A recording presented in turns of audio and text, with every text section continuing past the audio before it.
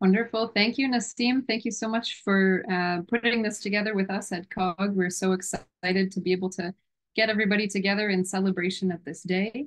And it's so great to see so many of you here. We know that, the people who are in the room here are busy people and are people who are moving thoughtfully and trying to make our food system a better place, which is no small task. And so thank you for taking some time out to come and join us. But we hope too that it provides some opportunity to relax, sit back, hear some stories, and just reflect. And we hope that's true too for our farmers who have joined us today. So a special thanks to the three of you for taking the time from your especially busy lives to come and sit and reflect together with us. So once again, a huge welcome to everybody. So great to see over 50 people here in celebration. And it's a special day in terms of thinking how we too here in Canada and wherever you're calling in from can be in solidarity with women around the world. We saw a stat from Seed Change this morning saying nearly half of the agricultural workforce globally is female. Yet we face, unique challenges in terms of participating in that in this sector. But at the same time, women make such a huge contribution to food security, food sovereignty, seed saving, making sure that we have, an ecologically sound food system for the future. And there's a statistic from the FAO as part of that post that said closing the gender gap in farm productivity and the wage gap in the agri-food system would reduce global food insecurity by 45 million people around the world. So we really need to make sure that women are supported and are having our voices heard in the global food system and movement. So we're looking forward to the conversation today. We're looking forward to hearing a bit more about the stories of your three farms. We're really spreading across the country here, one on the east side, one in the middle, and one on the west. And so quite different landscapes and contexts and systems represented here. So that should be a really interesting discussion that makes for. So we're going to start in that order, start on the east and watch the film first of Springtide Farm, Nova Scotia, and Rebecca McInnes. That is you. Thank you so much for being here. We don't want to give too much away, so maybe you can just say hi and introduce yourself briefly, and then we'll go ahead and watch your film, and we can hear a bit of reflections after that. Sure. Thanks, Katie. Hi, everyone. My name is Rebecca McInnes. I co-own Springtide Farm with my sister, Jessie. We're a small-scale certified organic market garden out here in Mi'kma'ki on the South Shore in a teeny tiny community called Lapland. This is exciting. I didn't actually know that our film was on the go, so I'm nervous and excited to share it with all of you today. So thanks for having us. Thanks for being here. And with that, Nassim, go ahead and play it.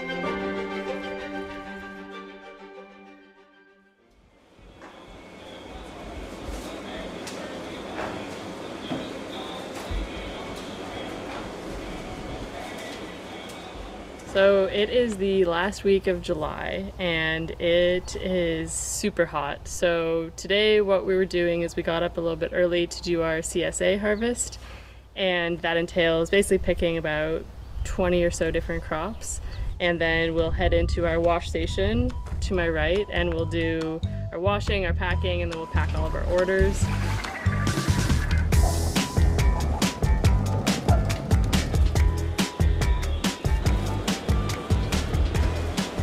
So we harvest for a couple of different CSA options. Today we're heading to Halifax after we're done with the day, so it's about an hour and a half away from the farm.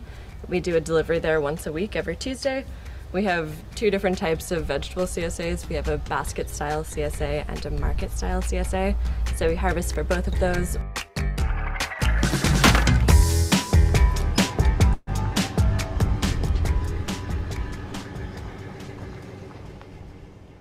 A community-supported agriculture program means that people sign up for the program early in the winter when we're still getting our feet under us for the season, before we've made some of our major purchases, before we've bought seeds, etc. And so by having people sign up early, make a deposit, that gives us some money in the bank to start making investments into the season. And something that comes along with that, of course, is, especially given how small our farm is that you kind of ride the highs and the lows with the farm. You kind of take that risk when you sign up for a CSA that you're going to receive whatever the farmers can grow. There's really been a lot of solidarity and support from the community that has helped us keep growing, both financially through their support in our CSA program, but also moral support when things get really tough and challenging. It's been really, really nice to have the backing of a community to help us move through these challenges. So here on Springtide Farm, we do engage in a lot of ecological farm practices. As of this coming fall, we will be certified organic, so that's sort of one regimen that we subscribe to, and that kind of gives us a broad overview of what we can and cannot do, especially with regard to inputs. We don't use any synthetic fertilizers to amend our beds. The amendments that we apply are organic alfalfa pellets and a little bit of potassium sulfate, because that's what's low in our soil based on our soil testing. And then another thing we do, instead of using any pesticides or sprays to get rid of said cabbage loopers, for example, we put row cover on as soon as we plant the crops, and that helps to keep the pests from entering and laying eggs on the plants.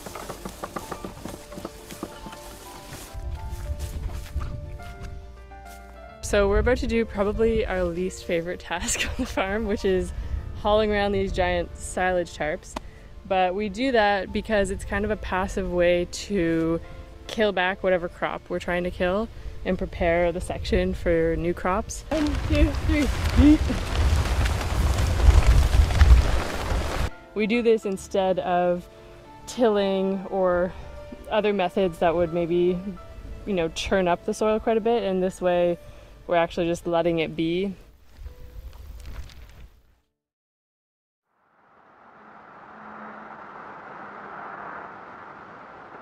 Just this last weekend, we had a massive rain event here in Nova Scotia. Thunderstorms that lasted about 12 hours. We got upwards of 8 inches of rain, and frankly, I was just up all night that night thinking not only about how the crops were faring, but also, oh, okay, well, what's going to happen in September when hurricane season rolls around? Are they going to be way worse this year? Things are only going to get more stressful on the farm because we're so connected with the earth and with the natural systems that anytime there's an extreme weather event, it's so noticeable.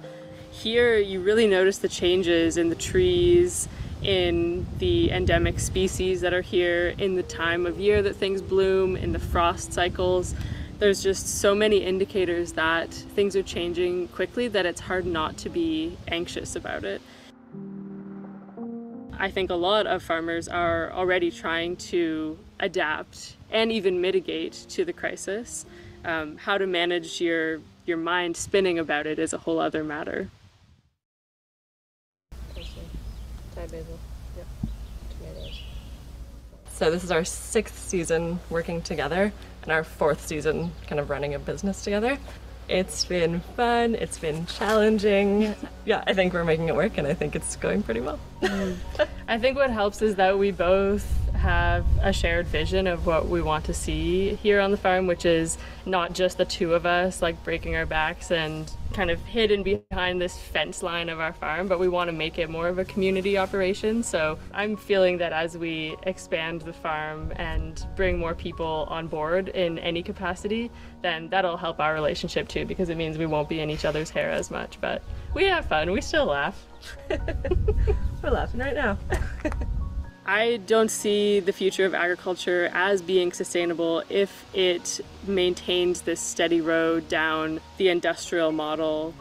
But I do see hope in other small farms and communities that are really engaging with this agroecological model that is all about good ecological practices and also good, healthy relationships. We're in this together. We're not just growing food for ourselves and for the purpose of moving it from A to B. We're actually trying to feed these people that we're building relationships with.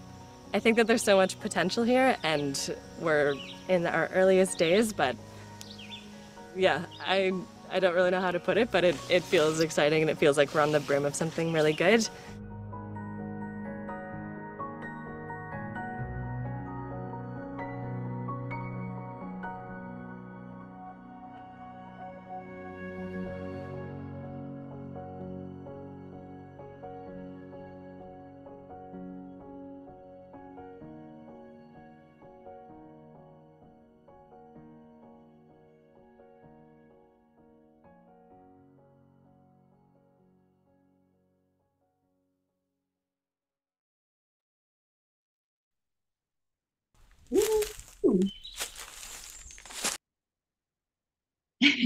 Rebecca, congratulations. Beautiful. Thank you. Beautiful. So thank you so much for sharing that with us. I hope that was a fun experience for you to watch that along with all of us. Let's hear some reflections from you. Why, this campaign is all about connecting growers and eaters, right? And getting our message out to the public. So why was it important for you to participate in the campaign? Why do you think it's important for all the rest of us to know more about how you farm and the ecological practices? And really what you guys were saying is we can't sustain, right? We have to regenerate first, and then we'll sustain that. So yes, share your reflections. Go ahead. Sure. Thank you so much.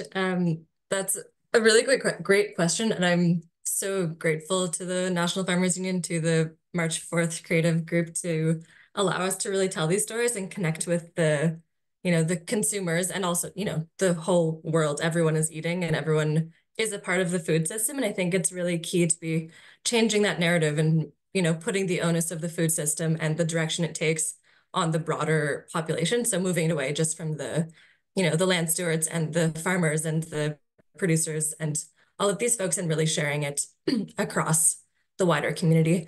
And I think in thinking about food sovereignty as a goal to work towards, that's really the piece. It's taking the power of the food system, putting it into the hands of the producers, putting it into the hands of the people eating the food, and making sure that, we have that reminder that food is sacred and that food is something to, be appreciated and to be, cared for and loved and shared. And I think that's a really nice thing to be able to put out into the world, that farming is definitely something, everyone always calls it a labor of love, and that's definitely true. But I do think that every day we can wake up and go into the fields and do this work. It truly feels like a radical thing to be doing every single day, because it's like, this is a tangible thing that we're able to do. It's an alternative to the industrial food system. It's something that we're actually doing. We're growing food, we're giving it to people. And I think that getting everyone on board with that, and even just sharing these stories, is so, so powerful. We really touch on community a lot through our little film there, because it has been so important to us. We're a teeny tiny little operation, and we have so many people backing us, and that support has truly meant so much. And it's meant that we're able to do what we want to do. And, it's that transparency and us being able to, show off our waist-high weeds that you can see in that video, because nobody's perfect. And when it rains 8 inches every week all summer, you just can't get that stuff under control. But it's having that transparency. And we were, filling in our CSA members all along throughout the season, being like, look, here's the situation. Pepper's not looking so hot, but we've got lots of tomatoes. So that's great. So I think just having that transparency and really getting everyone on the same page and rolling through the highs and lows together has been so important for us. So I think that these films do a fantastic job of sharing that story. And yeah, I'm just glad that, as much as I'm like, oh God, I don't want to see how sad those beet transplants look that we're like transplanting to soggy ground and those super tall weeds and all these things. But it's like, that's the reality. And it's not always just like the romantic, dreamy farmscape. It's like, this is incredibly hard work. So yeah, happy to be sharing the ups and downs. Yep, absolutely. Thank you. Yeah, sharing the whole process, the successes, the challenges, and that's where the importance of community comes in. Absolutely. And I love the way that you guys said, we're feeding the people who work with us, we're feeding ourselves, we're feeding our, and it goes out from there. So you have to be doing it in the right way from the ground up. And I have a feeling it's going to be some common threads with the next two films we'll watch too, for sure. So thank you again. You've got a tip there on folding tarps. Thank you, RC. This is why we're all here together. This is about crowdsourcing solutions, right? Sharing tips, successes, and challenges too. So yeah, thank you so much. Everyone, I hope you're tracking down your reactions, comments, questions. We're going to definitely have more time after we watch the next two films to come back and have some conversation. So with that, let's move into now coming over to the prairies. So, and now we're coming to Prairie Garden Seeds. Rachelle Trenier, welcome. Thank you again for being with us too. We're going to watch your film, but first we'll love to hear from you and just have you introduce yourself to the group. Go ahead. Yeah. Hi, I'm Rachelle Trenier from farm located near North Battleford in Saskatchewan in Treaty 6 territory. Treaty 6 territory. And I operate Prairie Garden Seeds with my dad, who's also here with me today. And we have been running a small-scale seed operation for about 40 years. And we emphasize biodiversity, regional seeds, open pollinated public domain, and yeah, just getting people excited about seeds and growing food.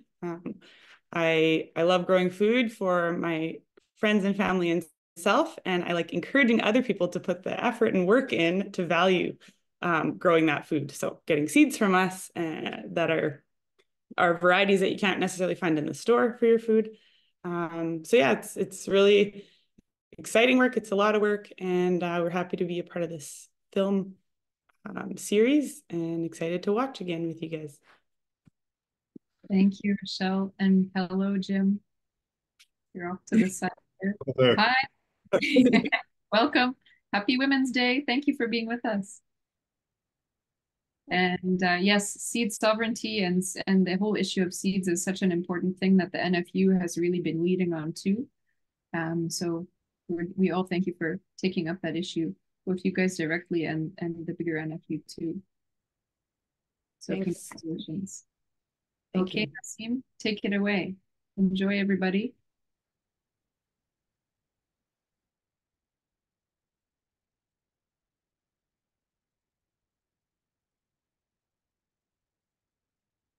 Should have mentioned too, it was fall when we were visited, so it's there's not much left to harvest in the garden. Noted. Thank you.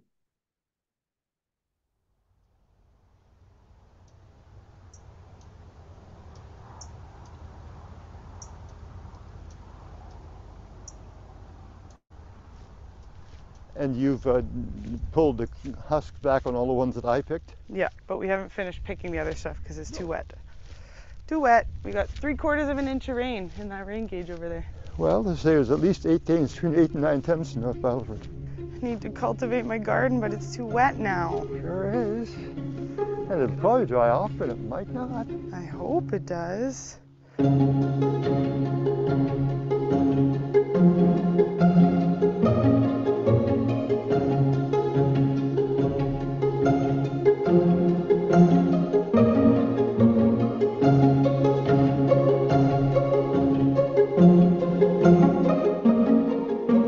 The lowest bunches are always the first ones that There. ripen.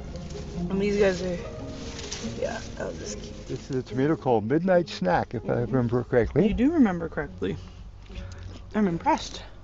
Mmm. And it's purple in color on the outside only. I rarely take bites of cherry tomatoes because it usually makes a mess, but this one doesn't. So Mine did. I am Rochelle Tournier. I am Jim Tournier, and I'm your father. Yeah, and we run Prairie Garden Seeds, and we're here on our farm in Treaty 6 territory in Saskatchewan, just on the edge of Murray Lake. And this is a farm that I grew up on. My dad's parents came here in the 30s, and they left southern Saskatchewan during the drought, the dirty 30s, and looked for a location with water so that they could irrigate vegetables. And so that's how we ended up in this gorgeous location. Yeah, I don't know. Yes, there is seed. There's a couple of seeds in it. Prairie Garden Seeds has been operating since about 1986. My dad started gathering seeds and offering them for sale. We aren't certified organic, but we don't use any agricultural chemicals. The land that we're on is about 80 acres. Our gardens are anywhere from 3 to 5, depending on how ambitious we're feeling in the spring. We also have a wonderful garden location. It's a warm and sheltered microclimate. It has very good soil, a little short on rainfall, but we manage with that. And because of our wonderful soil and climate, there are all kinds of things that every year will seed themselves. So as you walk through the garden, you'll see quite a few flowers. We didn't put them there, they put themselves there. There's a ground cherry here that has produced all kinds of good fruits that seeds itself. We'll notice these things and try to leave some of them there. There's the biodiversity that exists in our collection, and then there's the biodiversity that we have in our garden each season, which is not the same, because in our garden each season we're growing a fraction of what our collection actually holds, because we can't grow everything every year.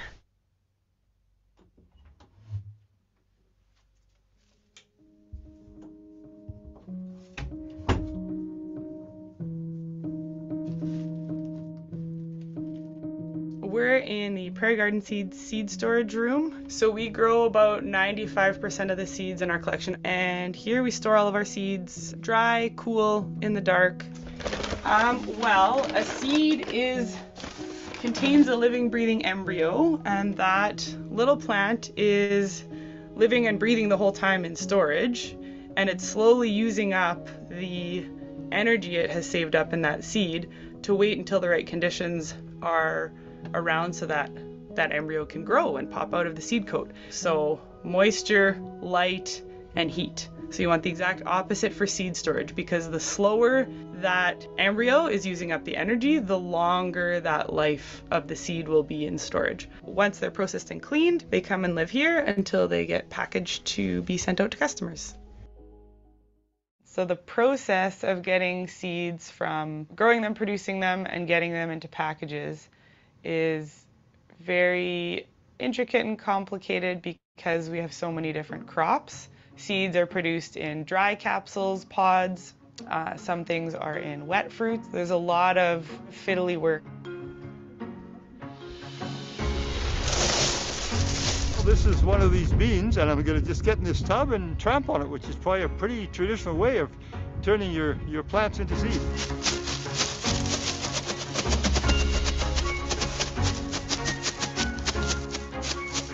These pods are lovely and dry. We harvested them probably 2 or 3 weeks ago. They've been sitting indoors all that time. So all you do is step on a bean pod and it pops open.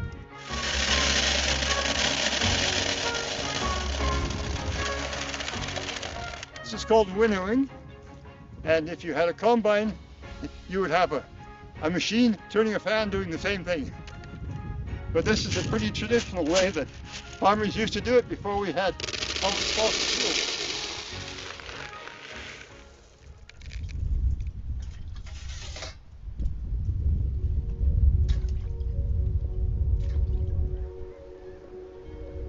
I am processing tomatoes for seed. I take the tomatoes, I wash them all, I cut out all the bad spots on them and the stem area, cut that tomato in half and just squeeze out the middle. And then this beautiful juicy mixture here, I will let it sit to ferment for 3 days. And after the third day, I will wash those seeds. They will have shed their little jelly sac because this mixture is of course a little bit goopy. And then I let it sit for a couple weeks to dry out of direct sunlight. And then we rub it and screen it and put it in an envelope in our seed storage, ready to package and go out to customers. Pellissier Durham, where's that one? Oh boy, maybe this one. Yeah. Yeah, it's a lovely wheat. Yeah, and this one's the Jason Einkorn. Oh, okay. Oh, so it's Egyptian, I guess yes. you called it, yeah. Well, some of the people who buy wheats from us are simply collectors, and they're, I guess, an international group, and they buy and they swap and they share, and so wheats have come from all over, and it's wonderful to do so because all these old wheats are still available somewhere. Presently, there's a huge push by multinational corporations to control all the seeds that are produced in the world. It obviously could be very profitable to them. They would control the food supply. Luckily, the National Farmers Union has been the strongest voice in Canada for farmers being able to save their own seed. And I think we have been successful in the past in preventing a greater takeover of seeds by corporations, but they don't stop trying, so we have to keep being that voice here in Canada. There's something called the Open Source Seed Initiative, which is a movement that is emphasizing the importance of leaving seeds in the public domain. And there's a pledge that goes with those seeds saying you will not restrict other people's access to them or their derivatives. Plants have been bred over 10,000 years of history of agriculture, and no one owns them and no one should be able to own them. So we've got one of the most diverse fava bean collections, publicly accessible fava bean collections, probably in the world. We have about 30 different varieties of broad beans. So this is one of the largest seeded ones, Apra Vecchio Select. And so it's got very, very big seeds that are blonde mostly. Black Russian fava. There's another really fun fava here because it's a mixture of colors. It's called Ianto's Return, and so there's some purples in there, some tan. I built up a reasonably good collection of seeds before Rochelle started working with me, and now it's pretty important that someone carry on growing and sharing these seeds so they keep actively playing a role in feeding the world. I think that there are many reasons why it's important for us to stay around, and I have a gift with being so blessed to be on the land that I'm on and be in the family that I'm in that's done such great, radical, important work. It's now Rochelle's baby, and I work with her, for her, and so we see what we can get done together.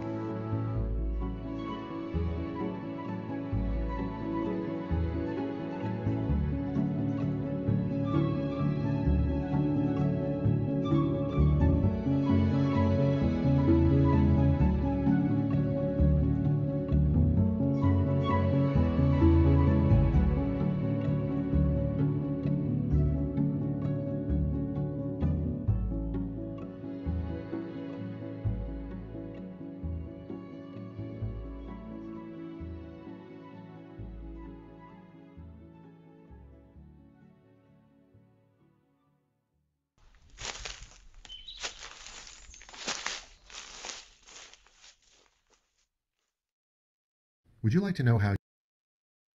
Beautiful. Thank you. Thanks, Rochelle. Thank you, Jim. Wherever you guys are, come on back on the screen. Congratulations. What a beautiful family legacy and business, and so much work. My goodness, but important work.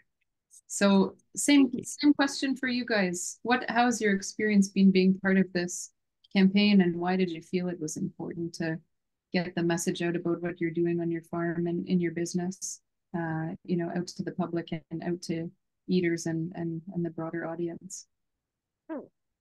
Yeah, I definitely echo a lot of what Rebecca also said in that, just showing the ups and downs, I mean, when we see our own films, Rebecca, when I saw yours, I saw no imperfections. When I see mine, I see lots.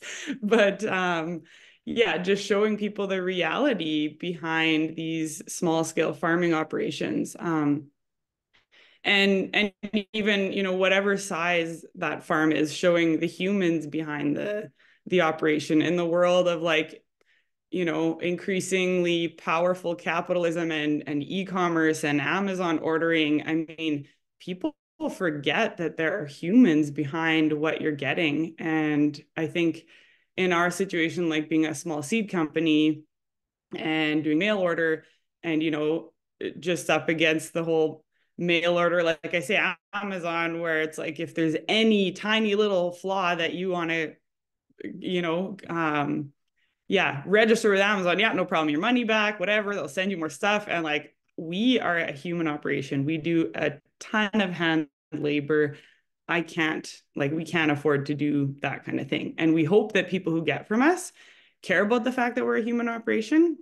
And so being a part of this film series, as much as it was very anxiety inducing and intimidating, because I am super relational and interpersonal on like a one-on-one level. I love storytelling. I really value the importance of storytelling, but it really changes it when you put it on more of like a public scale and a YouTube scale. And now you're not actually there to explain what those tall weeds are doing there, or, you know, why you feel like you have a mess around the farm, and in the midst of it, you're just trying to keep a whole bunch of other balls in the air. And so, yeah, it's been a practice and an exercise in just accepting and being willing to let your story go out there like that, with all its imperfections in some ways. Obviously, we didn't show all of them. But yeah, it's I think also, in order to reach more people, you can't do all of your storytelling on an interpersonal level. We want more people to know about what we do, to value what we do. We really love the aspect of education, educating the public. There's so much misinformation out there.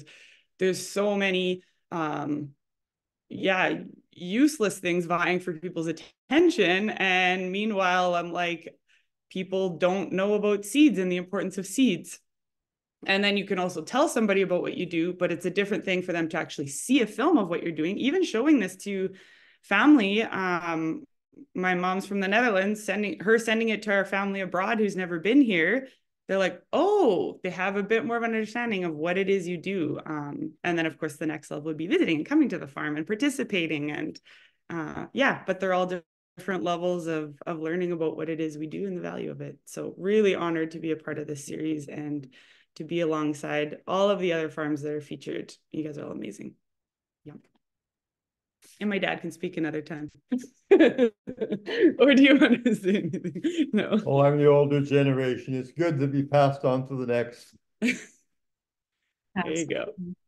Yeah, thank you so much. And I think you were saying, you know, we can't afford to do some of these things as a small operation, but I think it's really a mindset shift we have to have in the bigger sense, where we all can't afford to not be doing things the way that you're doing, right? So you guys are just leading the way, and the rest of us have catching up to do.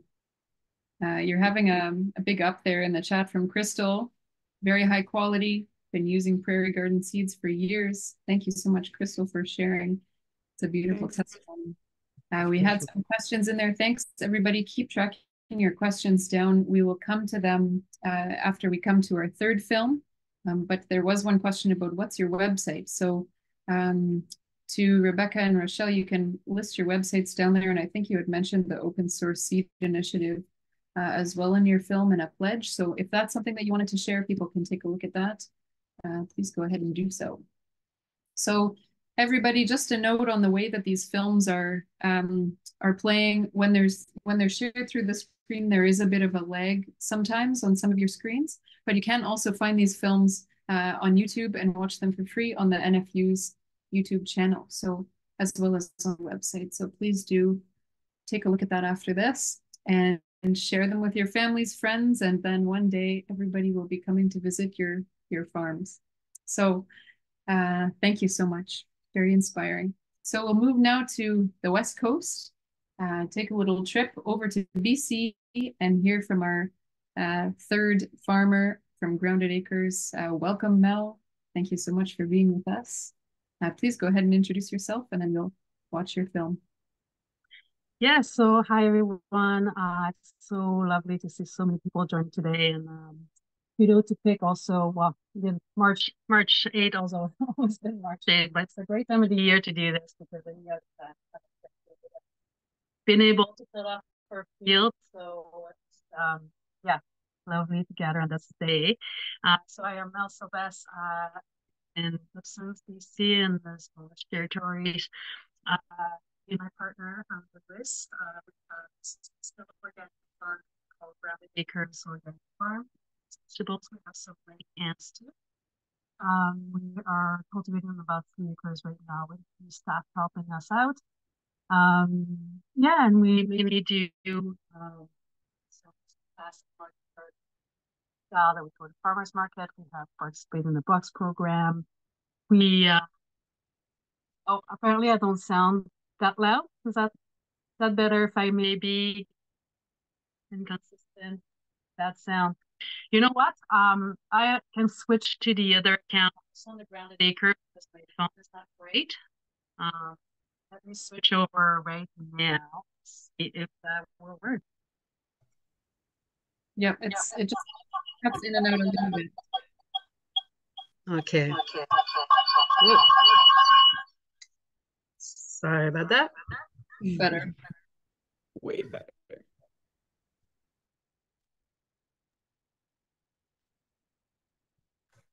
Okay. Can you all hear me now? Yes. Okay. I'm getting a weird echo on my end, but I think I just need to figure out a few things here.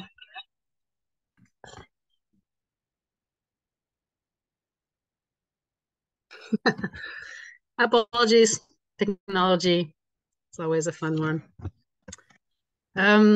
So yeah, I don't know where I was at with all of this, but this is kind of the big picture of what we do here. I think I'll leave it there. All of this for just a few more words. Awesome. It's nice to meet you from all of us. So, Nassim, back to you. Grounded Acres Organic Farm. Enjoy, everybody.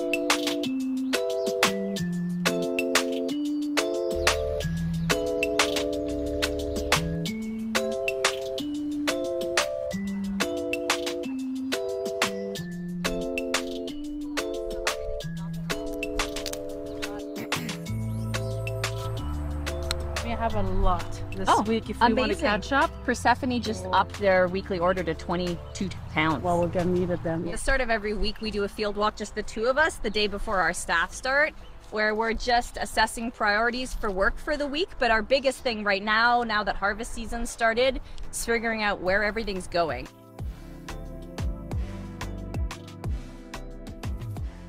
We're farming on unceded and ancestral Squamish territory, just a little bit up the mountain from the traditional village site of Jaquelp, what is currently known as Gibsons, on the Sunshine Coast in the southwest of British Columbia.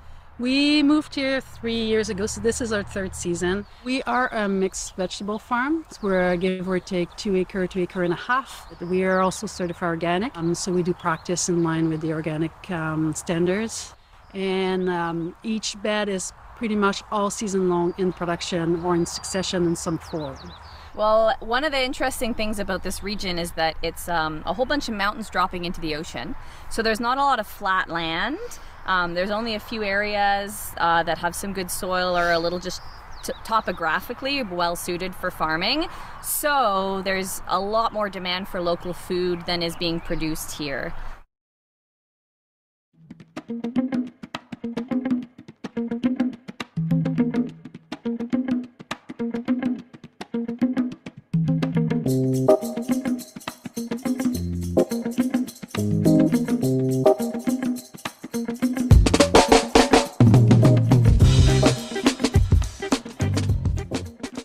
have a farm stand that's open 4 days a week.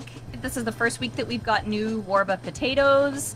By late June now, we've also got some really nice roots coming in. We've got our kohlrabi, sweet spring carrots, beets are happening. People are really excited about the fennel bulb. We do a lot of herbs, which if we were only a farm stand farm, I don't think we do, but because we do farmers markets and chefs, it makes sense to grow a lot of herbs, and so we're one of the only farm stands in town that has herbs on it. So I like that we have kind of a complimentary grocery shop on our stands.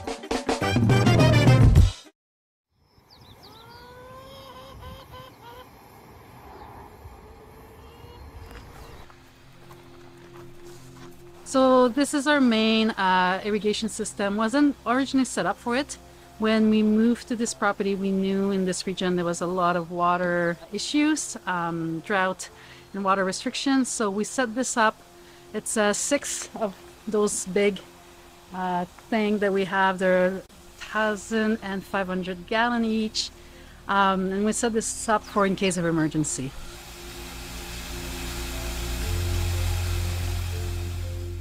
Historically in this region, when water restriction kicked in stage 4, which is one of the highest stage before the stage of emergency, they have lasts a week to 3 weeks max. So when we moved here and we've seen that, we're like, we should make it through. Last year the state of emergency was on, if I remember well, it was 3 or 4 months. So this is definitely not enough. And we had them refilled last year 3 times with a water truck coming through, and that was a community donation, literally coming in with water truck. There was a forestry company that donated a truck for us.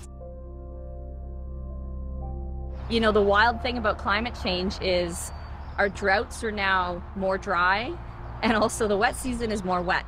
So at the same time, we're dealing with atmospheric river events now, and a lot of logging uphill from us on Mount Elphinstone, and it's very clear, all the studies show that when areas are logged, especially clear-cut style, you lose all of the water retention that forest had the ability to do. There's a forest above our farm that's literally called the forest that holds water, and that forest is like an assurance in our topsoil not running away.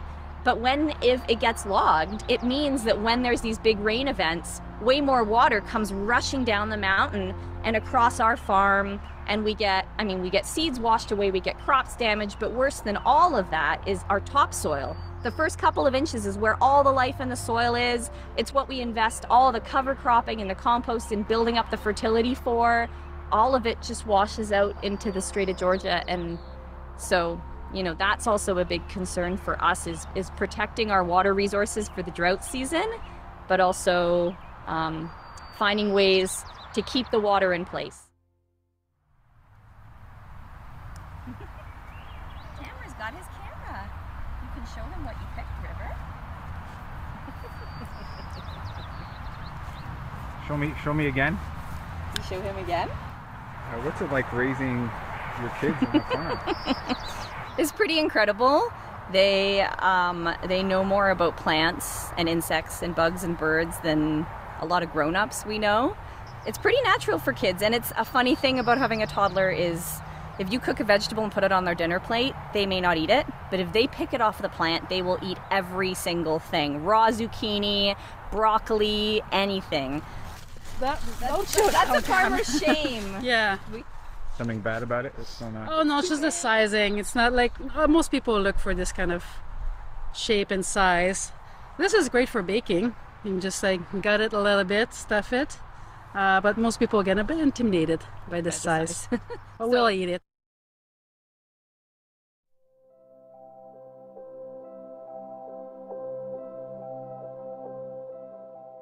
So, I mean, an interesting thing for us is we found we were farming in an urban farm previously, and it was pretty common, and it didn't feel like it was a big deal that we were out and queer on that farm, and some other people were as well. But when we left and we moved to a rural area, we felt like we wanted it to be something people knew about us right from the start. In our region, we're very lucky. It is a pretty good region to be out in queers and trans and like whatever you want to be, non-binary. There's still a lot of issue. I'm not saying it's perfect, but this land, I think we've managed to create a space which will attract people. some queer folks, especially youth, who may not even think farming is an option for them until they see a farmer who is queer. We've had actually parents of queer teenagers on the Sunshine Coast here tell us that their teen never thought about farming as something they might be into until they saw us and started to get excited about it, which is so nice to hear. Yeah, and for us, the other twist to it is that every year we employ a few folks. And from year one, I would say more than 50% of the applicants we get are self-identified queer folks that want to work here. So that for me means a lot. Like, I wish there was that when I was growing up, when I started farming. But yeah, I'm glad to be able to offer it now.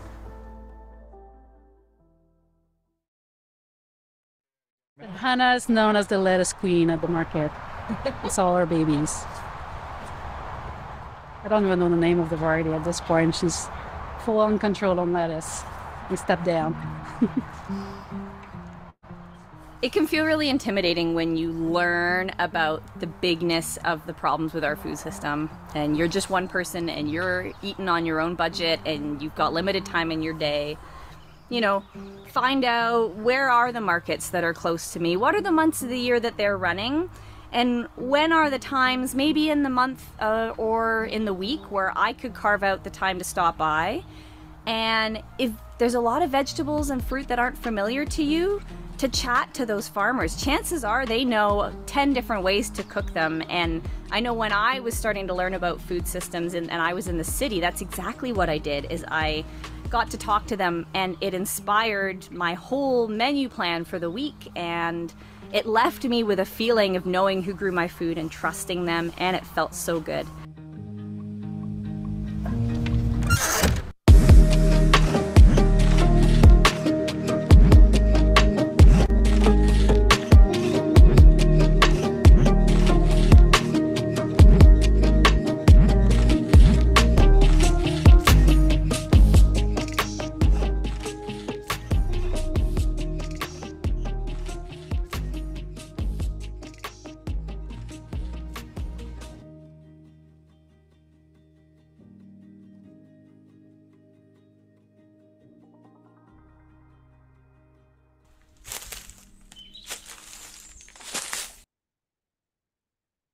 Oh, you guys, the NFU did such a beautiful job with this campaign, and all of you did such a great job being part of it too. So Mel, I see Hannah's here too. Hannah, feel free to chime in here. But people want to know where they can get your shirts, and and we want to know, you know, a bit more about your experience being part of this film. What a beautiful story. Yeah, Hannah, feel free to jump in. It's interesting actually, because even you can tell in the film, like, Hannah usually is more of the spokesperson for the farm, and she kind of threw me in front of the camera here as like balancing the who's always there. She's also the farmers market person. So and it's a bit of part of it, like for us participating in such thing and being visible and being out there and the film and all, is that like naturally, and I'm kind of maybe one of more classic farmers, like there's a reason I love farming, and there's many reasons why I love farming, but one of the many reasons is that like I love to be alone and I love to hide in my corner, and I am not yeah, I'm not out there so much. It's something that suits me very well in farming, and each their own. I think there's a lot of farmer out there that love being out there, and then Hannah's one of those that she tries at the farmers market, and I'm so thankful that I'm with her. We don't have to like draw the short straw who's going to go. And that's a big part of telling a story, though, is to be out there, and being at the farmers market is one way to do it, the one-on-one connection. But even folks that sometimes shop at the farmers market, everybody has this kind of either a romanticization of farming, of what it would be like. They don't really see it, or they just pass by or come at a farm stand and like, oh, look at this, so beautiful. Like, they don't see the work behind it. They don't see all the weeds that we saw on camera, which, by the way, that was probably the worst of the weedy time of the year that the crew came on site. It's not always that weedy, but we do have parsley, so it's mostly always that weedy. So yeah, it's kind of that the part of telling the stories, being present in those swim like the one that NFU have done, and it's a wonderful opportunity to show on site, because although we do love people, I'm not hiding because I don't love people, I do love people, but we're so busy in the summer and the time of the year that it would benefit for people to see a farm. We do not have time. We're not a public or educational farm, that the one we were on before at EBC Farm, you could walk on and bug us whenever you wanted, and most of the time I would try to hide still over there, or you would see someone coming towards you and know they have a question. I was like, look busy. You have to look busy. Like, so, but, and it's not that we don't love people. It's just like, it's the rhythm of the season that does that. So yeah, it's incredible to be able to set some time aside to have those little film and show. And I think people get a lot out of watching those, and feel that connection, like a deeper connection than just eating your food, but very seeing where it's from and who are involved. Absolutely. Yeah, thank you so much. Well, then, thank you for stepping outside your comfort zone and putting it way out there. We all appreciate it. And yeah, as we thought, lots of common threads between the three of you, right? It's about being supported by the community, in turn, supporting your community and beyond. There were some common threads too in the three films around climate change, the impacts of climate and water, too much water or not enough water, and how you're all trying to deal with that. And so I think there's a lot for us to discuss and pick up about. But Nassim, I think we're planning to take a quick break, let people stretch and get up and come back in a couple minutes. Thank you. That's great. See you all in 5 minutes. Take 5 minutes, go drink some water. We'll come back very soon. 3:08 p.m. Eastern time. That's when we'll start again. Thank you.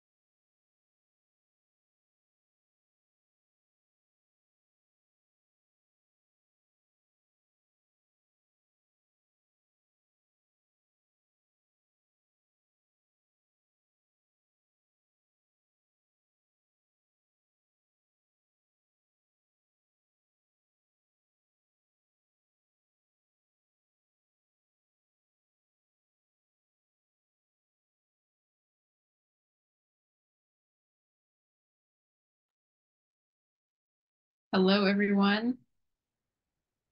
Good to see everyone still here.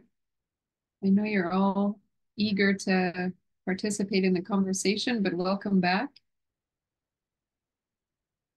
I hope you had a good break.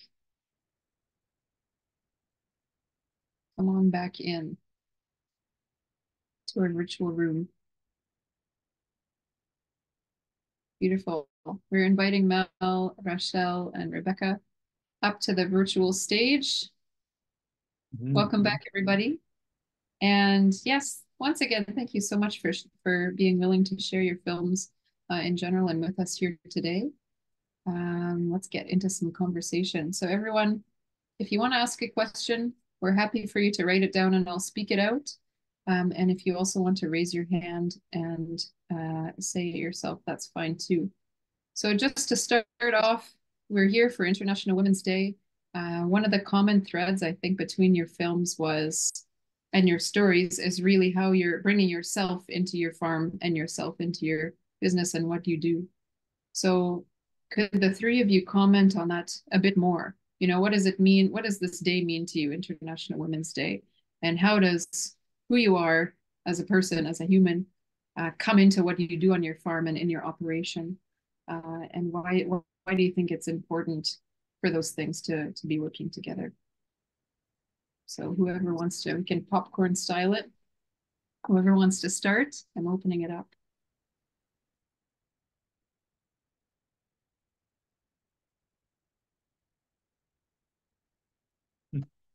Bill's fine. We're all so polite. Okay, I'll take it.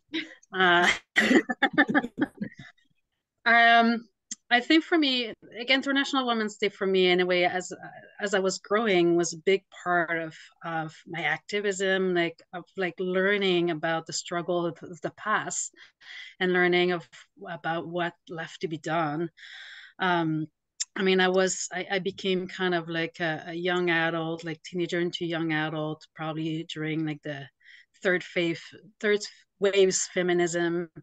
There was still a lot of struggle, like around, like even I remember some of the first, like, and in the queer community specifically, but some of the first people that, like, as I was coming out, that I identified with, just kind of still grasping the whole trans world and like non-binary and all that. And so I think those spaces are created by either the International Women's Day and group working around that are very important space to kind of keep deconstructing some of the old construct that we've been sitting on and advancing a little bit more in terms of women's rights and what's left to be done, and gathering together once in, like, you know, that time and space that you were just like reflecting back of what has happened and what needs to happen in the future.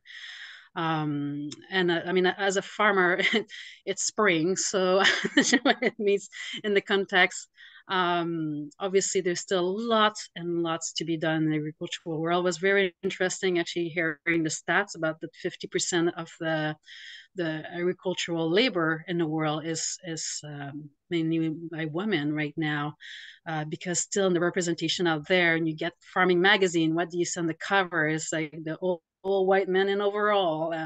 So we still have a lot of work to do. But at the same time, and I think at the other side of this is in the small scale, like ecological and organic world, I know personally, I have been surrounded so much more by women than by the older generation of farmers. So they really depend what pool you fell into.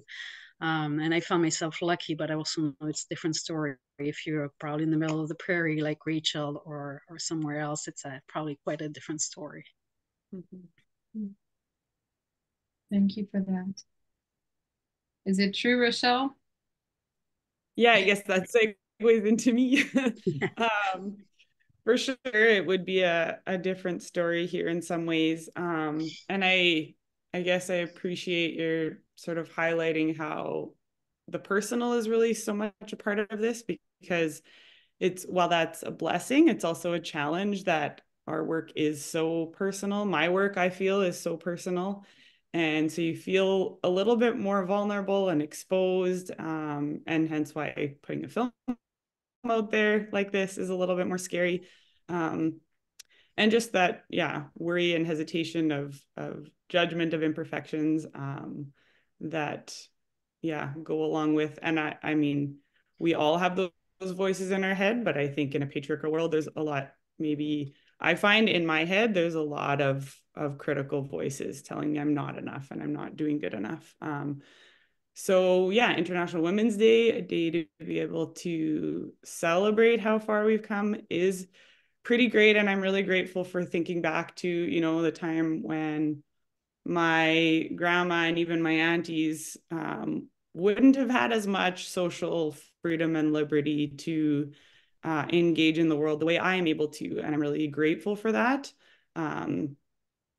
And, you know, being in a family, being the youngest and only girl, I have two lovely, wonderful brothers who have no interest in the farm. One of my brothers who is on this call today, and just feeling blessed and honored that, like, in a family farm situation, that as a woman, I can take over the farm and it is not an issue and a struggle just because of my gender, which would not have been the case, you know, not that long ago.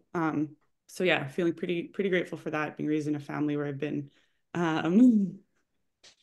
yeah, my brother made a comment there. Of course, I referenced you, bro. My family's very supportive, and that's, yeah, pretty amazing. But there's still like intimidating parts of being in the farming world in the prairies, of when I've got to order a part for my tractor, or I'm learning about a piece of machinery that I might want to buy, and trying to like navigate that area that still is pretty much a man's world, can feel really intimidating going into those dealerships. My brother helped me set up some irrigation this fall that I've been like late summer meaning to get set up because of all the drought situation. And I just sometimes feel so intimidated by these projects that I've got to, you know, I don't have any pre-existing knowledge of. And then I've got to go into stores and ask questions and look for supplies, usually talking with men that sometimes are great and respectful, but I'm always hesitant about the judgments that might be in their mind based on just my gender. And so my brother actually went for me and got a whole bunch of the irrigation stuff and made a good connection. And then that guy actually told him, you tell your sister, here's my card, that sometimes this can be an intimidating man's world. You get her to call me whenever she needs anything, explain the situation. And yeah, so stuff like that is really encouraging, you know, when men are willing to recognize that and say, hey, you can come talk to me and I'm going to find whatever you need, right? So there's the little like moments of, hey, we're going in good directions. And then there's other things where it's like, oh, that's still, you know, I'm frequently asked about being married, having a partner on the farm, having children, and why I don't. And I'm just like, because I have a farm to take care of that takes like a lot of work and attention and priority. And I've got about 800 different varieties of seeds, and that's like millions of children. So yeah, well, I love kids. I mean, this is my, yeah. So it's just interesting. Your seeds are your babies. Yes. And my dog. Absolutely. Yeah. And thank you, brother, for the support. Girl power. I love it. And this guy's a good support too. Of course, for women. We have a feminist. Thanks. Thank you. How about you, Rebecca? Yeah, I can add a little bit more. I definitely resonate with what both of you have already said. Rochelle, definitely there's still moments where I'm like, do I actually know? Yeah, with trying to fix the tractor, these things, it's like, those are just not skills that I have. And it's like, not because I'm a woman, it's because I'm, you know, a first generation farmer and I just never learned these things. So I feel like it's a lot of kind of grappling with that reality also. The first time when we just bought this farm, I was going to the quarry to inquire about, you know, certain type grade of gravel. And I was so intimidated to stop. I drove past the entrance like 4 times where I was like, okay, I can drive in. And it was like a totally fine experience. And I'm so lucky. Like I have been incredibly privileged in my time farming, that I have learned from lots of incredible women and primarily have farmed with women. So I feel like my world of farming is maybe quite small, but I'm like, oh, of course women are growing food. And of course, like that is normal. And I like realize how lucky I am to be able to say that just feels so normal to me, and that it has been such a beautiful experience. And yeah, I think just resonating also with thinking about, I love farming because I get to be alone in the field sometimes, and it can feel isolating, but I think remembering also that I'm not here trying to reinvent the wheel. There's been so many like amazing growers and amazing women ahead of me that have like forged this path, and always remembering that, the majority of food is still grown by women, and that, Black and Indigenous land stewards and growers and producers have really like laid out a path for what is currently the kind of small scale farming movement. So I think that women have been present, and I'm really appreciative that, it's in the broader view now that this is the reality and that we're here and we're growing. Thank you so much. Beautiful. It partly segues into a question we have from RC here, which was for Rochelle, but I think that this question can be asked to each of you. It's a set of questions, really. I'm just picking up on what you said. Have you had any interaction with Indigenous seed savers? That's for you, Rochelle. And then I think the next part of this question, it touches on the whole climate change and climate resilience piece. Each of you are ecologically minded farmers, but you're also dealing with now these climate impacts and climate events. And that was, that came up in most of your films. Rochelle, I think that, you are where you are because of a drought that happened almost 100 years ago now. But, so the climate is always something that farmers are dealing with every day. But, how is it, like, what are you guys dealing with now, and why do you farm the way you do? And, what do we need to be thinking about with, how things are today in terms of climate change and climate resilience? And so the particular question for you, Rochelle, was, are you working for climate resilience, for example, with landrace breeding? But it's a question for all of you in terms of how that comes into how you're thinking about what you're doing and some of the specific actions you take. So maybe we can start with you, Rochelle, and then. Sure. Yeah. And I know that the first question on that was from RC, was also, what temperature zone are you in example 4A? So we're in like 2A here. So we have a very different growing season climate than many others on the call. It's pretty cold, well, very cold winters, short season, and then quite hot summers. And yeah, the climate resilience question and landrace breeding, I mean, we don't do a lot of really specific intentional breeding, but a lot of people will say if you are a seed saver, you are breeding and selecting in some ways, right? In a minimal way. A good friend of ours runs the Gene Bank in Saskatoon, Canada's national seed collection, Plant Gene Resources Canada. And he has said to me and emphasized to me so much, the work that you guys are doing is so incredibly important in terms of climate resiliency, because your collection is being grown much more frequently than a backup collection that's kept in storage, in freezers.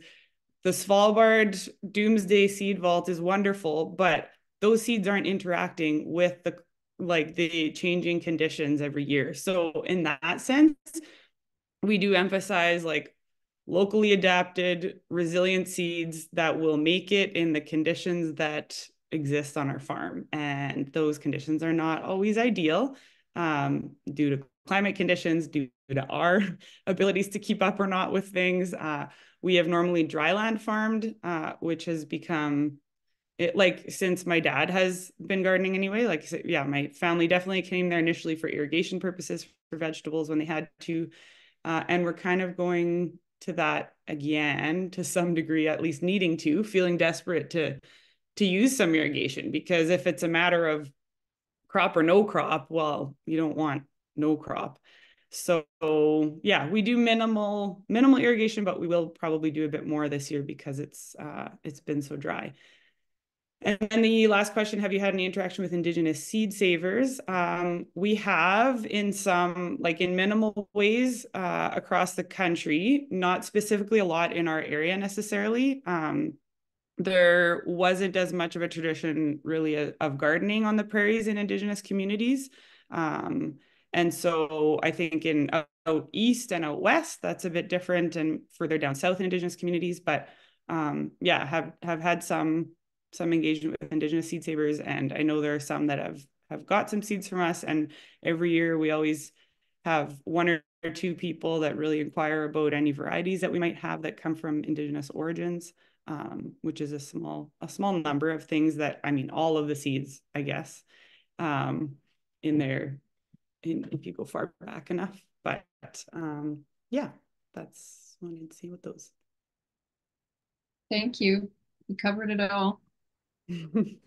Rebecca or Mel, would you like to add anything onto that?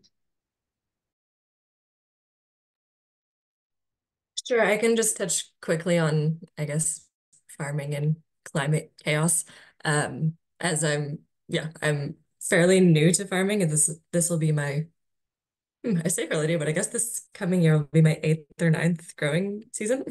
But every year is like a totally different thing. Like I've never not known what this looks like. It's like, I guess this is just normal, which is scary. And it's definitely something that we think about. It's like we're just in the beginnings of kind of building up the farm in this location. And so it's like, do we feel confident that we will be able to build a livelihood out of this, because things are so precarious already? You know, farmers are on the front line of the climate crisis, but you can really, really feel it on years when things are so extreme as they were out east here last year, with the droughts and wildfires, which I had never seen in Nova Scotia. There was wildfires in the spring, there was droughts in the spring, and then it rained nonstop for 3 months, 900 millimeters of rain in 3 months, like unheard of. And so all of our outdoor crops just died. And it's like, well, what do we do now? Like, how do we become resilient to something like that? It's like, do we just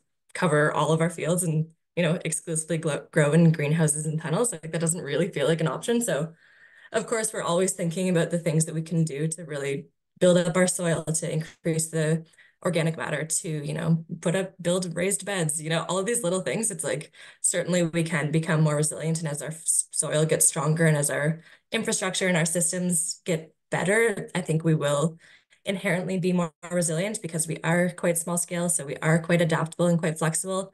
And we're also quite diversified, which I think is really a benefit when we're facing all of these changes, but it is still just so extreme that you can't predict what's going to happen.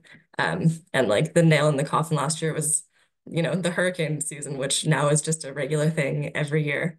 And it was not like a massive storm this year like it was last year, but still it's like enough that we take down our tunnels, and so we lose all of our crops, and we have to take up all the mesh, and so all of our crops get flattened. And it's like, this is a thing that we now have to prepare for every September. And so if there's like a bad growing season before that, it's like, I don't know. So it is definitely scary, like thinking about what that means going forward. And it's, you know, I'm not here to just complain about the weather, and it, but it is something that's very real. And I think as it comes back to community, we really try and be transparent with our CSA members and with the market, and just like keeping everyone in the loop of like, it's great. We're so happy to be able to share our tomatoes with you, but also like, it's so hard. And we're like awake every night thinking about how it's too wet or too dry, or how there's a hurricane coming, or all these things. So it's really, yeah, it's challenging. And I think we're really trying to prioritize taking care of our mental health as well, and trying to, you know, set boundaries with the farm as much as it's, you know, our life and our livelihood, and we live on the farm, trying to be really clear about finding a balance, which is not easy. But anyway, that was a bit of a ramble about climate chaos, but I'll pass over to Mel if you want to add more to that. I know you folks have been facing a lot of challenges out west as well, and everyone. Yeah, I mean, like it's a lot of it was like already talked about in their little film, like Hannah mentioned, like all the drought that we've been at the receiving end of, and it's a very specific thing for our region, and it's compound for us that like our soil is extremely sandy, so it's a true sieve, and as soon as it gets hot, it dry right away. So it's just balancing all of that, and I think like I mean, like climate change is definitely real. We're feeling it like every single day or most of the year now. And things are shifting, and farmers are always at the forefront of that, receiving of the change and having to adapt. And sometimes what I question personally is like, who's paying the price for this? Like Rebecca mentioned, like losing crops and all this. And we still have that battle of like looking at the grocery, and although the grocery store costs have gone drastically high, then who is impacted by that? It's low-income folks. And what do we have to do to survive? Sometimes is to rise our price, and there's that struggle too of like, I am not comfortable with this. I want people to access my food. So we really need to start questioning who has to support what's happening right now. Who is the person that should be like paying the bill of what's happening right now? I'm not going to point fingers, but the big industries, well, like that cause in the first place, the climate change should be probably at the top of the list. But yeah, that's safe. It's incredible. Like I've been farming for 20 years, and I mean, there's always been odd season that you're like a cold spring, a wet fall. That's always been kind of part of the equation, and that's why we have tunnels and we have hoop houses and places where there's more snow. I'm from Quebec originally, like heated greenhouses and all that. But now there's additional one, like the smoke is a huge one. Like I can, like Rebecca lived through it too here. It's been all the summer. And we have some of our staff that needed to take days off, and we wanted them to take days off. We don't want anybody to run themselves to the ground, but you're at the peak of the season. And there you are working like in the heat with mask on. And it's like, this is not what I signed up for. It's like, it's just, and it might be our new reality. Like there's some of those fires having like just went a bit dormant over winter. It's incredible. Like we're like heading into a next fire season. So those are the aspect of farming and the price to pay that is not showing anywhere, and that we're the one paying it right now. And that's not in terms of resilience. Yes, farmers are resilient, but at one point it's becoming quite heavy to carry all of that. And not to mention that often women are also the receiving end of a lot of that too, in terms of paying the price at the end of the day for all those climate change hit left and right. Totally. Yes, and you can't bear it alone. And so I'm glad that you brought up the mental health aspect. And I know that NFU also just put out a report on mental health and what supports are needed, and especially in this new normal or new reality that you're talking about. And so that's why we try to focus on our policy work. And because you're really, not only are you growing all the food that we all depend on, but you're also providing public goods, right, in terms of ecological services because of the way you farm. And those should be recognized, and those should be supported and covered. And also too, not to point fingers, but just to point one finger in terms of who's responsible, right? And this brings us back to International Women's Day, I think, because you think of what farmers and women who are often on the front lines of this around the world are facing in terms of climate change. You know, huge impacts, forced migration, cyclical droughts, and flooding every year. And so we really need to step up and think about, you know, we have a right to healthy food. Everybody has a right to a good livelihood. And we have a right to be able to stay in our homes and not be displaced. So there's really so much more support that we need to bring into this. And that's what we're trying to focus on. And when you share the stories and the needs, it really helps to make the case. So thank you all for that. I want to open it up to the group, to the audience. If you have any questions for this wonderful panel, please feel free, unmute yourself and shout it out.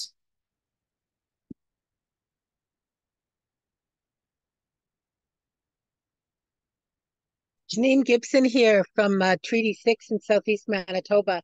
Just have to say thank you so much. What a wonderful way to celebrate International Women's Day. From my little snowbank here, we just got another dump of about 12 inches here. So very, very wonderful to celebrate this, the strength that it takes to deal with the weather events. And so glad to know that we're talking about it, because it's going to take all of us problem solving to the best of our ability to feed ourselves and each other. as we make this change, because some people are so slow to see the poison that industrial agriculture is. So just profound gratitude. Carry on, stay strong, women. Thank you. Thank you, Janine. Likewise, thank you for all your efforts over the many, many years. Did any of you want to react to that? Thank you for being here, Janine. Oh, you're very welcome. So great to see the farm, your work continue on, Rachel. Your folks were great inspiration to me for a long time. So still love the cookbook, still use it all the time. Oh, wow. Awesome. That's my auntie Betty. Yeah, my dad's sister did the cookbook. Yeah, food runs deep in my family, being involved in food for sure. Legacy. Maybe we could pick up on, this whole thread about a lot of times this push for ecological, organic, regenerative, agroecology. All of this is coming from young people, people who want to become first generation farmers, women, right? Diverse farmers. And the push is coming from them, but really we face a lot of barriers to get into this industry. So Mel, you spoke a bit about it in your film, in terms of having people come onto the farm, and half of the people who do and come work with you are queer identifying, and just creating this opportunity, a pathway for people to be able to come and learn and just get a foot in the door. So the question is really, what can we do to get more women, more diverse, more young people into farming, either here in Canada or wherever you are calling from? I mean, I guess a big part of it being visible is like a huge part. I think Hannah mentioned it like in the film, and that's partially why we were from the get-go identifying as a queer farm, because like I said, I've been farming for 20 years, and I've always been lucky, always been in region and in places where my queer identity was never been an issue or barrier. But I remember back when I was on Vancouver Island, it was maybe 15 years ago now, we at one point we realized there was a bunch of queers like in all the farms that were connected around the farm where I was, and we started like joking over lunchtime that we would start like what we call the Rainbow Chard Collective as like queer farm. And I just, you're in our late 20s. I didn't have kids back then. I had time to kill, and it just started something fun. And we ended up marching in the Pride Parade that year as like covered with mud, and we were mud spanking people and just having a lot of fun with that. And we had like a very small presence. I think we started a Facebook group, and that's when it really hit me, is that people from across the country and even across North America and Turtle Island were sending us message, can I come and work on your farm? And I was like, I don't even have a farm. I work for someone else. Like we most of us were all just staff. And that just kind of really shined a light, like that just made us realize, we were very privileged to be where we were at and being out and queer and celebrating it and being even visible on platform and social media. But there was a need, and started thinking through that, and like, it's not all region that if you're out and queer and interested in farming, that it will be a safe space to go towards it. So I think it's very that visibility and celebrating it and shining a light on all of those people that are doing it, create those space that make people feel safe to try it basically. Because we're visible and we're very active on social media and all, we get a lot of, like we were saying, a lot of applicants and queer folks and wanted to work on our farm. And I've heard through the comment also Robin's farm in BC also is one of those. But I think we need to share the word about that. And also, you don't need to be a queer farmer. You don't need to be self-identified and shine the light. You could create safer space by also just naming it. Make yourself a safer space. Like, it's not because you're not queer yourself, you cannot be a safer space. Maybe there's a lot of other barrier in getting in farming. It could be that you're from a city and you have to literally relocate somewhere, and that's a big thing. So if you have a farm and you create, create that safer space and you're visible about it, or you put it on social media, maybe there will be people close by that may have that opportunity, so they don't have to relocate necessarily to try it on the farming world. Because as we all know, like out of like maybe 10 people trying out farming and working as a staff, maybe only 1 or 2 will continue in the long-term journey, but you need to create those space for trying it. And the reality is right now too, it's like you're not just like uplifting and uprooting your entire life. To do so is a lot. So you have to get a taste of it somewhere. So like for us, I think that's what really is important, is that creating that safer space. And it's easy for us because we were queer identified to just throw a flag in our driveway and calling ourselves that. But I think it's important for the people to also create those space and asking yourself what it is. What does it mean to create those space? And there's more and more a lot of good resources out there to do so. Awesome. Thank you so much. Rochelle, Rebecca, would you like to add anything? Sure. I think that, having the opportunity to be exposed to the work of growing food is so, so important. I think there's a fair amount of kind of red tape around it at the moment due to, land access, not even just buying a farm, but things like having access to land to try it out and grow, and, a lot of still unpaid internships. So like having the privilege to be able to maybe take a pay cut for a season to learn something, or, there's just so many pieces at the moment built into the food system that I think make it really challenging for people to even get a taste of what it looks like to grow food. But I do think it is such an incredible thing. So I would love to see more things. I saw someone mention incubator farms. I think that if we can be creating more opportunities for people to get onto the land and just try it, that would be so powerful. I think that continuing to have conversations like this where we're really celebrating farming and hopefully showing it in a light that's not all scary and doom and gloom, but really making it exciting and making it feel like this powerful and viable, hopefully, livelihood that we can encourage folks to get into. I think that just breaking down kind of that also barrier is really key. That's something that I think about a lot, is like wanting to show it farming as a viable livelihood.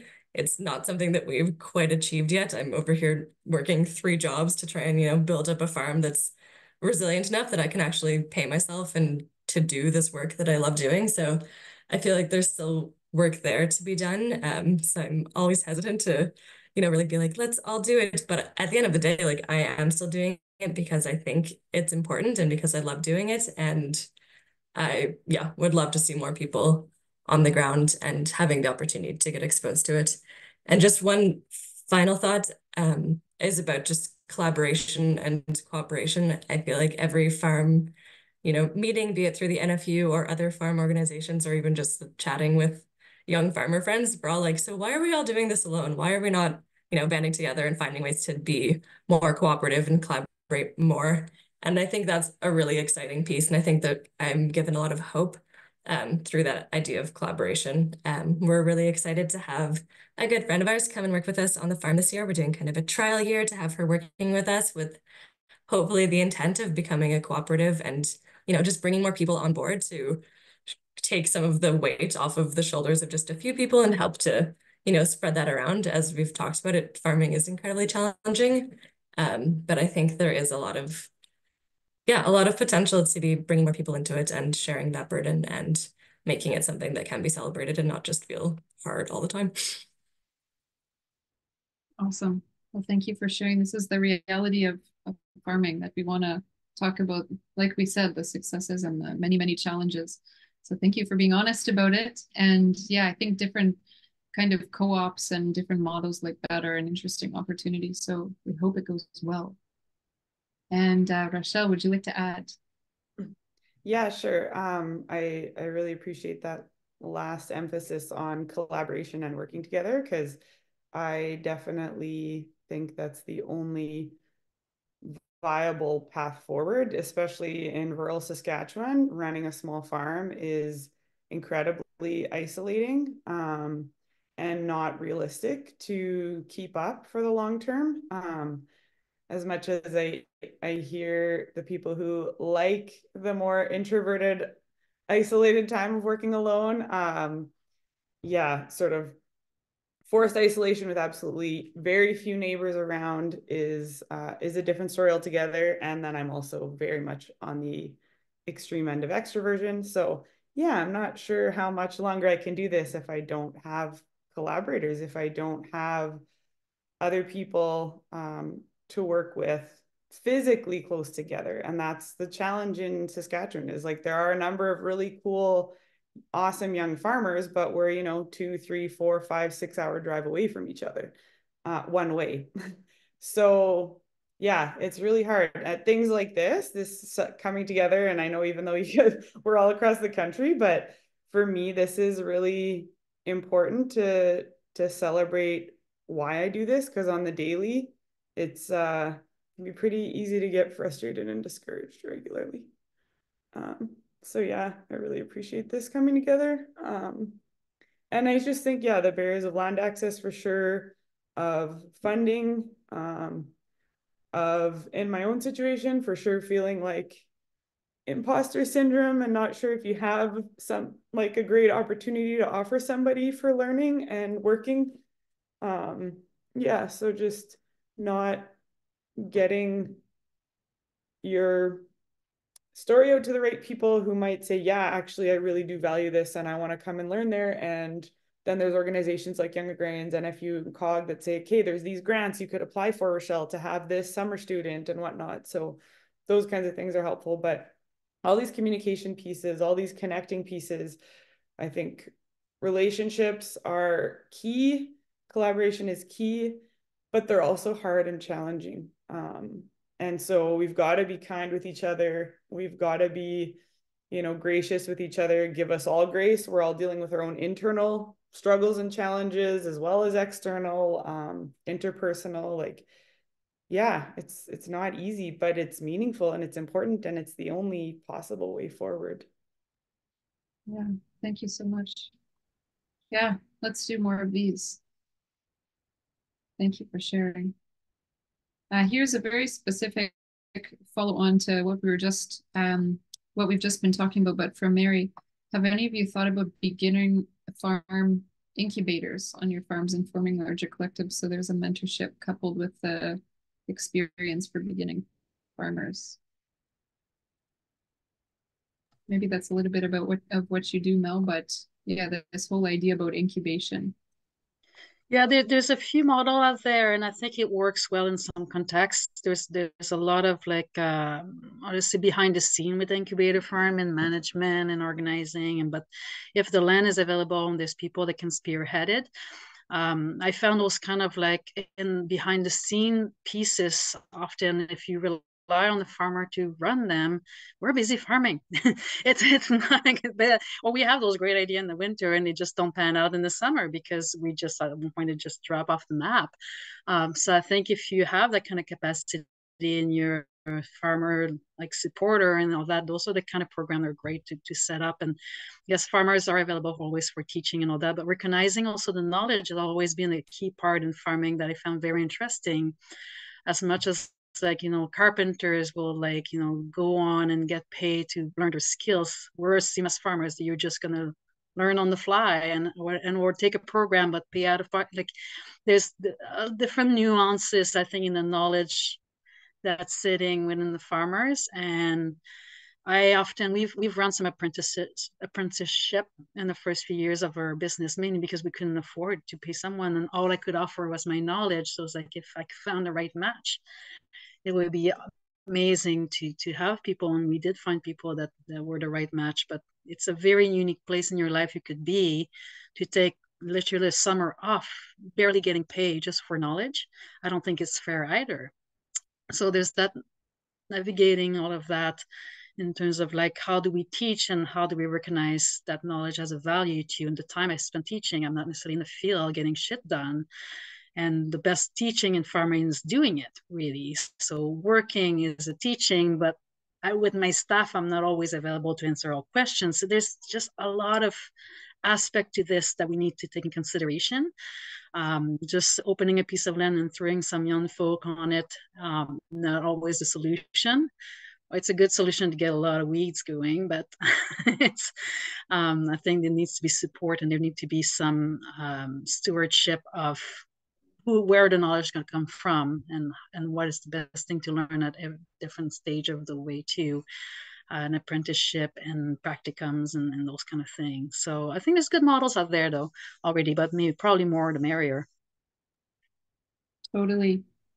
Maybe Young Agrarians is one place that people can think about. Rebecca, Rochelle, do you have thoughts on this question?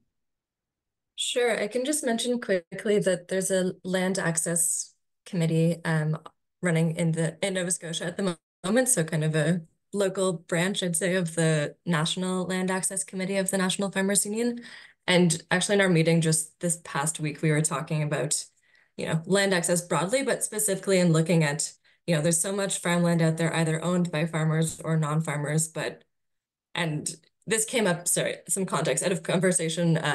There was kind of a roundtable discussion led by one of the great farmers here in Nova Scotia a couple weeks ago. She's currently farming at an incubator farm and has been there for a couple of years, but is actively looking to buy farmland, but has come up with a lot of barriers in doing so. So was kind of facilitating a just wide open conversation with farmers of all ages about like, what does this look like? Is there opportunities for sharing, and how can we kind of facilitate that? So out of this meeting that we had this week, it was like, maybe the role for us is, not necessarily to open the incubators ourselves or to do these things ourselves, because as Mel said, we're busy farming and don't necessarily have capacity for these things, but maybe it's like helping to create resources to be sharing. And it's like, what could land sharing look like? And looking at, all of the different components that are so important. It's like looking at the communication piece and like, what are your human wants and needs to get out of this, but also as a farmer and kind of as a producer, what are you hoping to get out of this? Looking at, like long-term leases, looking at the legal realities of it, and kind of,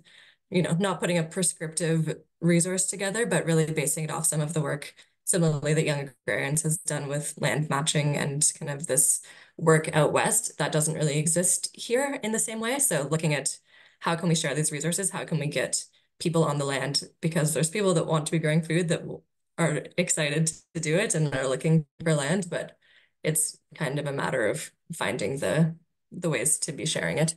So yeah, I appreciate the comments about incubators and about, creating these opportunities. And I think there's definitely potential there. And I really appreciate the non-farmers that are in this struggle with us, that are doing a lot of that heavy lifting and doing that work to help get people on the land and help set up these programs. There's a lot of amazing work happening behind the scenes, and it's more than just the farmers taking this on, which I really appreciate.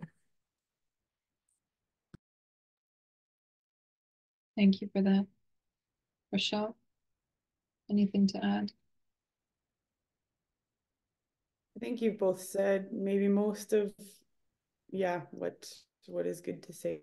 So I can maybe leave it at that. Perfect. Second it. Okay, everyone, we've got 2 more questions and then we'll start to wrap it up, because if you forgot, we have a special surprise coming. So we definitely need to leave some time for that. And so here's the 2 questions. I'll ask them at the same time, and then we can just do a round table.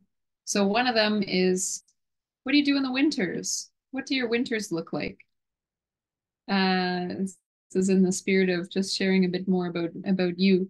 And then the final one is, what kinds of supports do you feel like are missing that organizations like the NFU or COG could provide to women? Is it funding? Is it land access programs? Is it community? These are all things we've been talking about in the conversation today. But, if they're for our organizations where we go to either create these programs directly or go to advocate for public policy support or connect funding, what do you think are some of the priorities that we should focus on? So those are the 2, your winter, and then what do you need more support with? Good start. Go ahead. My winter is full of seed processing and packaging and mailing out seeds, filling seed orders. and going to CD Saturdays and CD Sundays in different communities. So I am going this year to 6, I believe. So tomorrow is the Saskatoon CD Saturday here in the city. And then on Sunday is Meadow Lake CD Sunday. And then, yeah, there will be 2, 3 more for sure that I'm going to. So yeah, we do.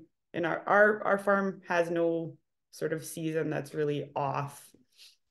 And I also took a part-time job at a law office recently last fall. So it's kind of been an interesting addition to my work, learning a lot there, and some extra income, which leads to, I'd say, probably supports for Prairie Garden Seeds. Ideally is probably funding. I feel like if I had funding for things specific, I could do them. My struggle is though also, you know, finding what opportunities are out there and then filling out these things. I usually am filled with self-doubt that, no, I probably I don't quite have this organized or that organized, or I'm not sure if I'm good enough here or there. So just the supports in trying to get that kind of stuff together, if and when there is funding, then, and I'm getting better at that, but I just haven't done a lot of that. So it's very much out of my comfort zone and realm of like expertise and experience. Yeah, I think that's probably the biggest thing. Thank you. Coggin and a few people are taking notes down. Go ahead, Mel. Winter are very busy. It's incredible. I always feel I'm gonna have so much more time. But I still barely, like even Hannah, we live together and we barely see each other do things together, even in the winter. So it's a lot of crop planning, the seed order, and then we're diving into repairing everything because we basically build a farm on a shoestring. So the shoestring keep breaking. So the shoestrings need to be repaired. And a lot of planning. Our seasons are pretty long here, like, so it's really mild. So we're already like actually our direct seeding in the ground are already set for next week. It may work, it may not work. It's a shot in the dark seeding, but we always try it in case of good luck. And also winter for us, now that we also have a young family, it's trying to spend a bit more time with those kids that get a bit neglected in the summer when mama is always in the field. And if you want to see mama come down to the field, at least there's strawberries, so they get to fill themselves with strawberries as, as a reward. So we're also trying to focus a little bit more on our family life, spending a bit more time with those kiddos as they're growing so fast.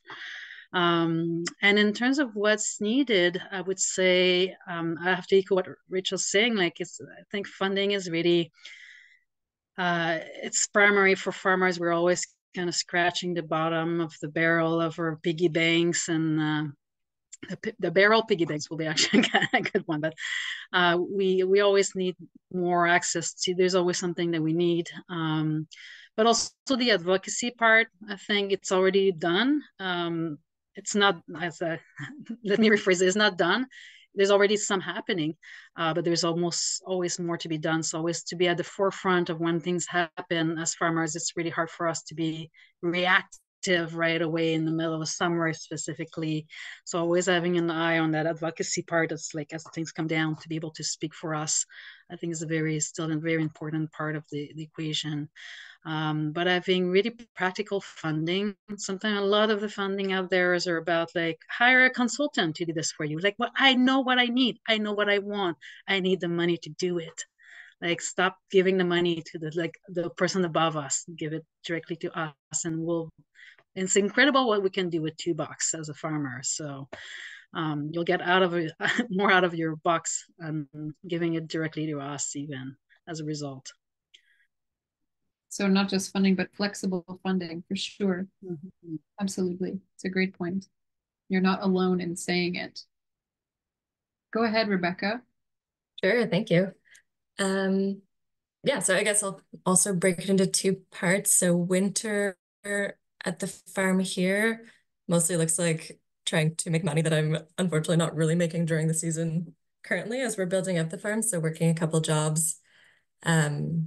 But then also, yeah, doing the crop planning, doing the fixing, doing the renovations on the greenhouse, all that kind of stuff, chasing tarps as they blow away in the wind, all these kinds of things.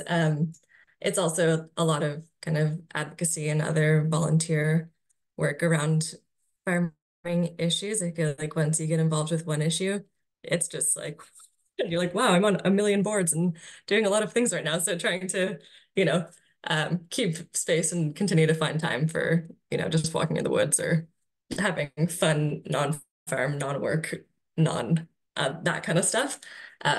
But obviously I do enjoy it. Otherwise, I probably would have pulled the plug a long time ago.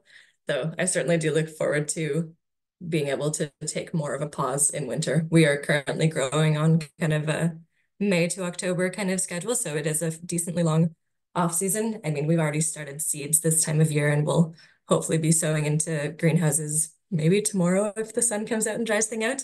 So it is like our main growing season is that, but there is a fair bit of flexibility through the winter. So looking forward to kind of one day having that luxury of relaxing in the winter and, you know, knitting more hats and knitting hats for all my friends and all that kind of stuff. I do look forward to that, but also appreciate that I am getting to build this thing that I really care about. And if I need to work a couple other jobs to fund that for now, so be it. And then, yeah, I guess that ties very easily into the piece of where support is needed. I think, of course, as was mentioned, funding is really key. And I think to continue making noise as small scale farmers, that there's different types of funding that really are more meaningful. We're not big industrial farms for whom there's like easy things like crop insurance or, you know, that kind of like how many, like fantastic. The Nova Scotia government just a couple of weeks ago released some extra funds for like season response, because last year was a total write-off for a lot of farmers.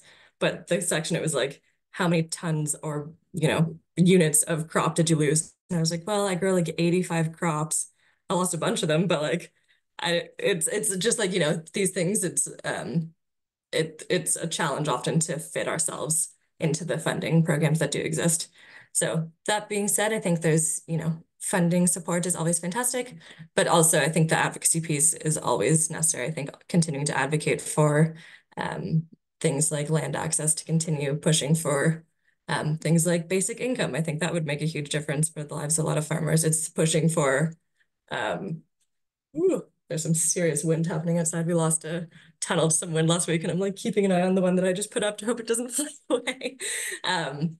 But yeah, I think that, yeah, climate action, there's so many things that I think we need to continue advocating for, and it's a big piece of building this new food system, but I think it is really important. And yeah, I think that more things like this, taking the time to actually celebrate the small farming and not look past, but embrace the challenges and celebrate the hard work that's being done is also really important. So I appreciate both of, yeah, COG and the NFU for putting this together and helping raise some awareness here. Thanks, Rebecca. That's awesome. Gives us a lot to think about. And yeah, how can we support diversified farms within our system that often supports, you know, huge monoculture. Anyway, there's a lot to work on. But thank you all for what you shared. This has been such a tremendous event. And now let's close it off with our special guest.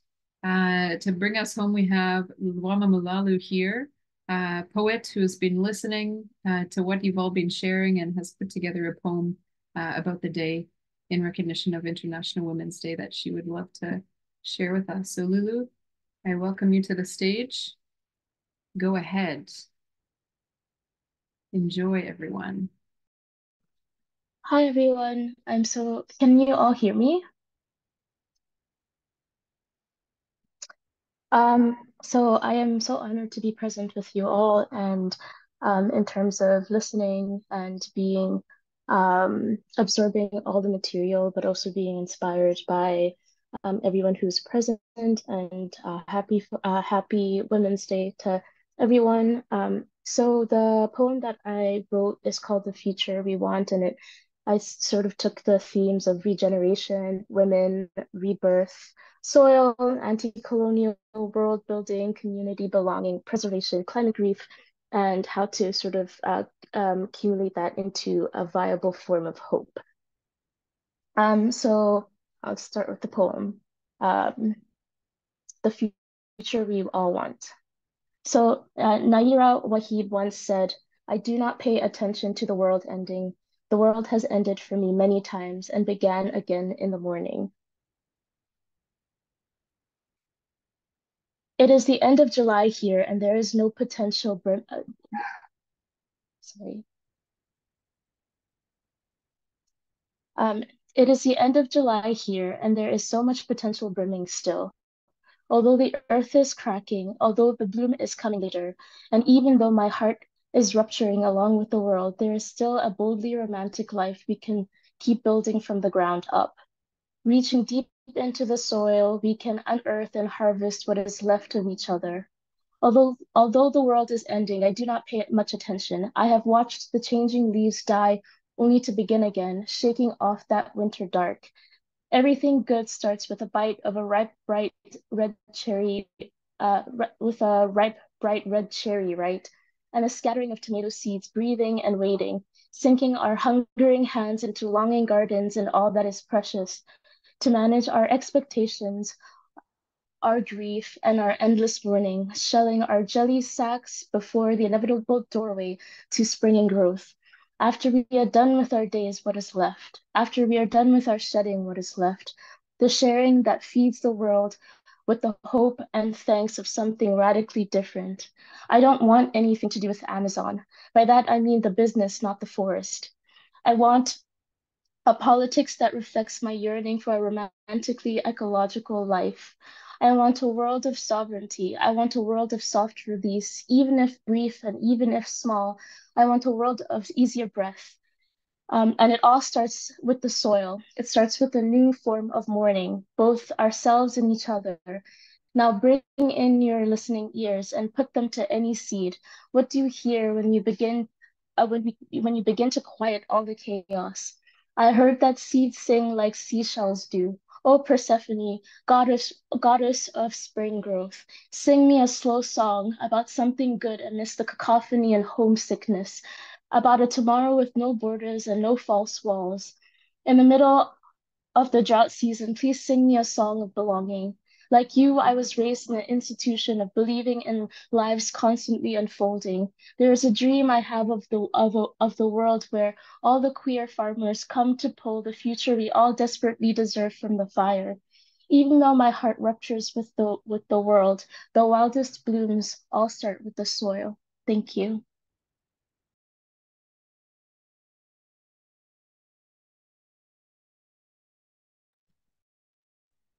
Thanks, Lulu.